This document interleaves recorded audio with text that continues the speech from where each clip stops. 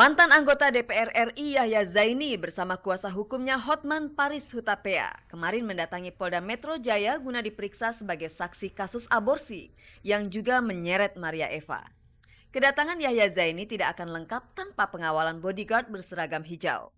Setelah 4 jam diperiksa, Yahya yang selama ini cenderung bungkam bersedia menjawab pertanyaan wartawan. Saya sudah membantah semua tuduhan yang diajukan kepada saya.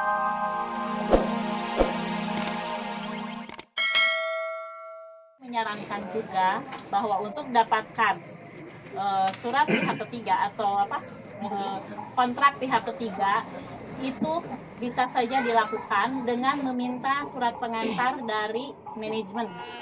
Mulan mau lebih bersabar, menunggu, saya rasa bisa diselesaikan secara baik-baik. Rasanya aneh kalau pihak manajemen Ratu sampai tidak tahu menahu soal dokumen-dokumen penting yang berkaitan dengan Ratu. Hanya Dani dan Maya yang bisa menjawab keganjilan itu. Maklumlah, Dani sebagai Big Boss Ratu, sedangkan Maya dikenal sebagai pemegang kendali Ratu. Meski Mulan sudah nonaktif dari duo ini, namun ia tetap menjalani sisa kontrak hingga bulan Mei. Apakah Mulan akan bersolok karir setelah keluar dari Ratu? Spekulasi itu muncul karena Mulan pernah rekaman album solo sebelum bergabung dengan duo Ratu. Mulan kan terikat kontrak di Blackboard sebelum dengan Ratu ya. Kemudian kita ada joint venture antara Sony BMG dengan kita karena Mulan artis EMI. Tanda tanya besar buat Mulan dalam kondisi yang persaingan di beberapa perusahaan rekaman itu sendiri sudah banyak artis solo yang keluar. Berita akan mundurnya Mulan dari Ratu belum sampai ke telinga Yan Johana, pihak perusahaan rekaman yang menaungi Ratu. Saat ini Yan sedang berada di Kuala Lumpur. Namun awak Gospot beberapa waktu lalu pernah mewawancarai Yan seputar kabar pecahnya duo Ratu.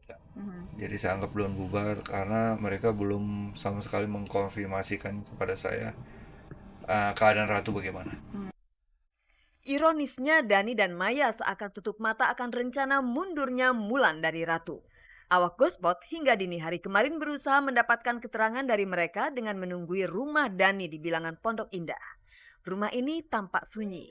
Apakah Dani dan Maya tidak terketuk hatinya mendengar keluh kesah Mulan? Karena bagaimanapun juga reputasi Maya dan Dani ikut dipertaruhkan dengan amburadulnya manajemen Ratu.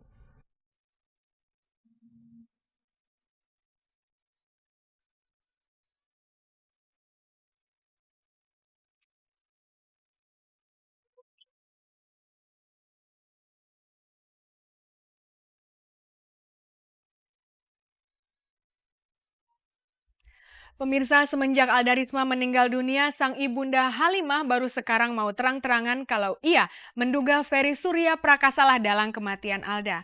Kepada pers, Halimah menyingkap hubungan asmara Alda dan Ferry. Langsung saja kita simak curahan hati Halimah berikut ini.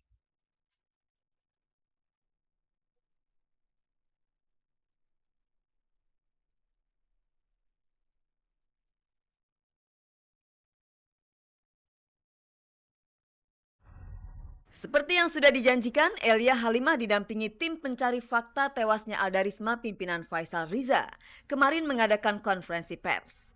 Halimah perlu untuk menyodorkan beberapa fakta kepada pers seputar hubungan Alda dengan Ferry Surya Prakasa alias Erik Salim sebelum akhirnya putrinya meninggal dunia.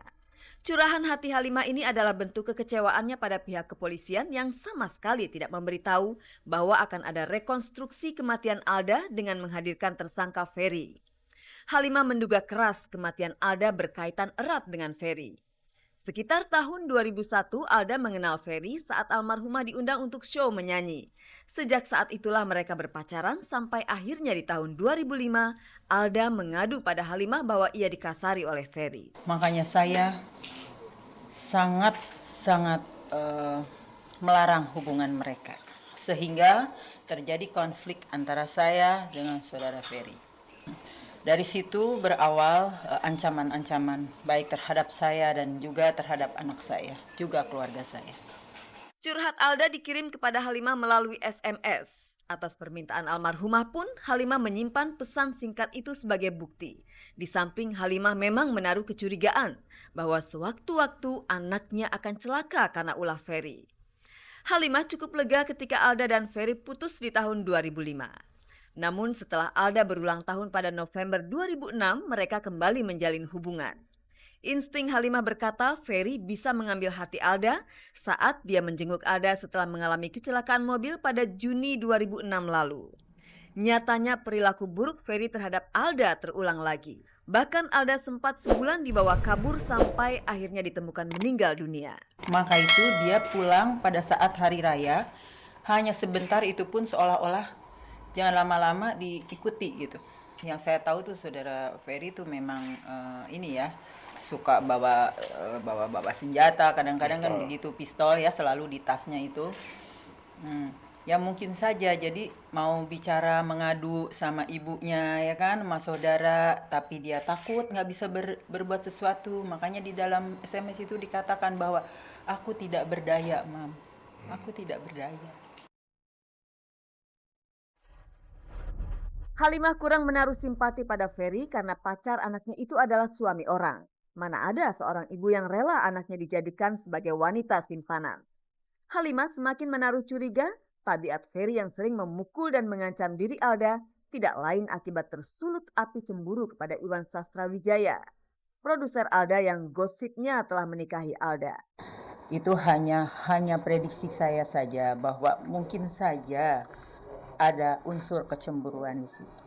Alda tidak pernah menikah dengan saudara Iwan. Jika Alda Risma memang sering dipukuli dan diancam Ferry, mengapa saat itu Halimah tidak bertindak? Padahal Halimah sempat mencurigai Ferry merupakan dalang di balik kecelakaan mobil yang hampir merenggut nyawa Alda. Ketidakberdayaan Halimah maupun Alda apakah ada kaitannya dengan hutang piutang yang membelit Halimah? Sudah jadi rahasia umum Alda memang menjadi tulang punggung keluarga. Sehingga ketika Alda memacari Ferry yang anak konglomerat, Halimah tutup mata dan kuping soal tindak kekerasan yang dilakukan Ferry terhadap putrinya karena ada rasa hutang budi. Saya akan lapor polisi dan ancam. Malah saya datang ke rumah keluarganya sudah 2 kali. Walaupun saya diancam mau ditembak.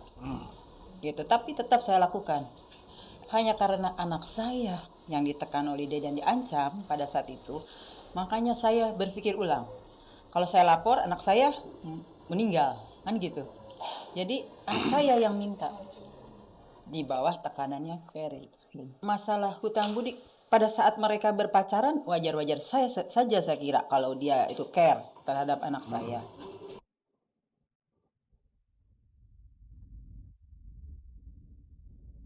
Pemirsa, Ihsan Tarore kemarin mendapatkan hadiah utama dari ajang Indonesian Idol berupa mobil mewah. Wah, asik ya, bisa dipakai jalan-jalan dong. Tapi nggak lucu kan kalau Ihsan ternyata nggak bisa nyetir. Pemirsa, Anda juga akan menyaksikan berita seputar perkembangan kasus aborsi yang melibatkan Maria Eva dan Yahya Zaini. Kemarin, Yahya Zaini dipanggil untuk diperiksa. Berita selengkapnya bisa Anda simak sekarang juga. Sento nell'aria il profumo di te. Mantan anggota DPR RI Yahya Zaini bersama kuasa hukumnya Hotman Paris Hutapea kemarin mendatangi Polda Metro Jaya guna diperiksa sebagai saksi kasus aborsi yang juga menyeret Maria Eva. Kedatangan Yahya Zaini tidak akan lengkap tanpa pengawalan bodyguard berseragam hijau. Setelah 4 jam diperiksa, Yahya yang selama ini cenderung bungkam bersedia menjawab pertanyaan wartawan. Saya sudah membantah semua tuduhan yang diajukan kepada saya dan tidak terbukti bahwa saya melakukan seperti yang dituduhkan itu. Jangan dulu merasa yakin karena bantahan Yahya telah merayu dan membujuk ME untuk mengaborsi kandungannya akan dikonfrontasi dengan Maria Eva. Itu kan bagian dari proses penyidikan yang akan dilakukan oleh polisi dan saya siap kalau memang diperlukan untuk itu.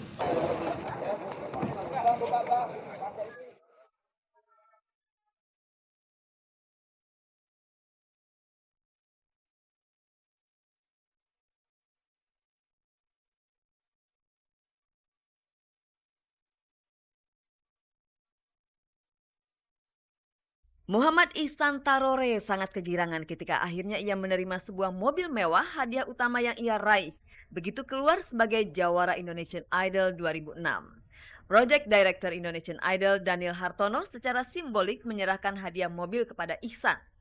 Agar hadiah ini tidak mubazir, Ihsan mengaku langsung kursus menyetir kilat selama 2 hari bersama temannya. Kalau gitu bisa ajak orang tua untuk keliling Jakarta dong. Sebenarnya sih kepengen bawa orang tua jalan-jalan naik mobil ini, tapi ya itu tadi berhubung karena orang tuanya di Medan, jadi ya